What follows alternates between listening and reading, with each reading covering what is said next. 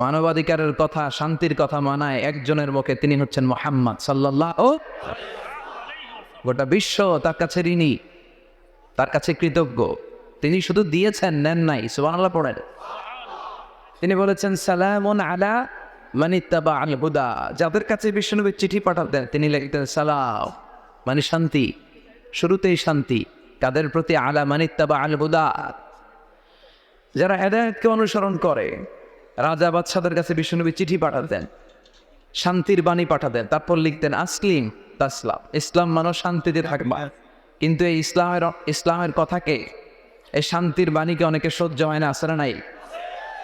এদেশে এরকম উল্লুক্কা পাঠা আছে না নাই? এরা ইসলামের প্রচার আর প্রসারকে নাম দিয়েছে মোল্লাতন্ত্র। কি নাম দিছে? ইসলামের বিজয় এদের ভাল লাগে না, ইসলামের গণজোয়ার অগ্রযাত্রা এদের ভাল লাগে না।